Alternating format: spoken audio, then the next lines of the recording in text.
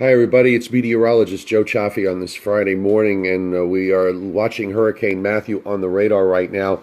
The eye wall is just right on the western part of the eye wall is sitting right here over Cape Canaveral, and you can see the well-defined eye.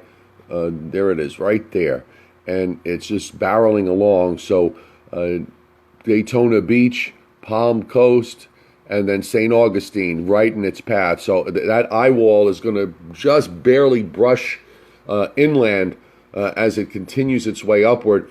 Since the bulk of the eye still remains over the water, it's been able to maintain its intensity pretty much all the way up. It's still a Category 4 hurricane with top winds of 130 miles an hour. I'm not sure what they're going to carry on the next advisory, which is going to be out shortly. The 7 a.m. update, I believe it was still the same. I just want to show you, these are real-time OBS coming out from right along the Florida coast. We've got, now remember, the strongest winds with the eye, this is the western edge of the eye, so the strongest winds are out here somewhere. So they're not getting into the 100-mile-an-hour plus winds, but the west side, we've got Cape Canaveral sustained at 45, gusting to 68. We've got gusts of 40 to 50 all along here, along the shoreline, and we'll just go a little further north. Also, the winds, note, they're north-northwest, so the eye center is like right there, right in there.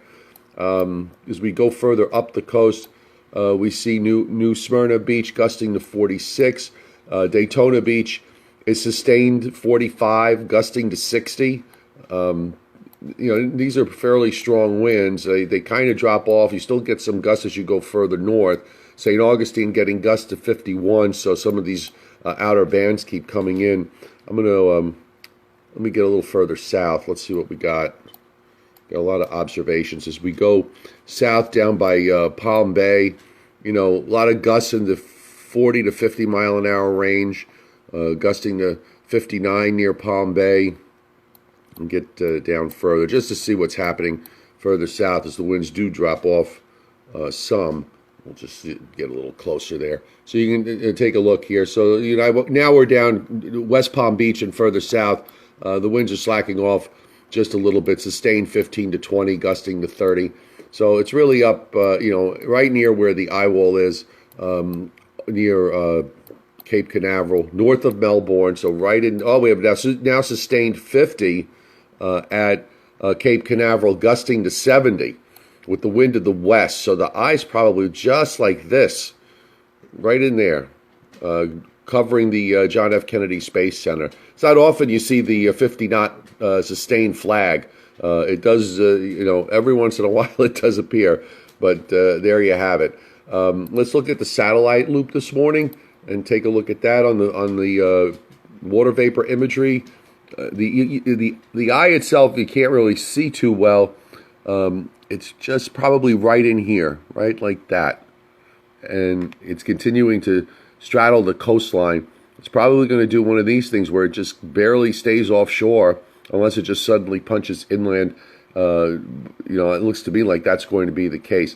Now, here's the wider view. By the way, there's Hurricane Nicole, which actually has been drifting southward during the night, and you see the two of them kind of linking together with Matthew going north and Nicole drifting southward. Nicole is still hurricane Category 2 with top winds of 100 miles an hour, and we'll post something on this as well in just a little bit.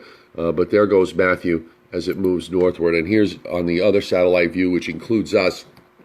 We're nice and dry here. We've got the next weather front approaching that's going to produce a few showers, and that's going to drag Matthew up along the coastline and then gradually turn it east. And models continue this idea of looping it around and going south and southwest back towards South Florida, but as a weaker tropical storm.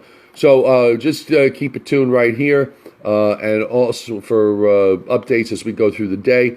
Also, meteorologist Jeff Vanson, meteorologist Brian Fitzgerald this morning on FiOS 1 News Long Island, FiOS 1 News New Jersey, and FiOS 1 News Hudson Valley. And we will, of course, be there this evening beginning at 5 o'clock.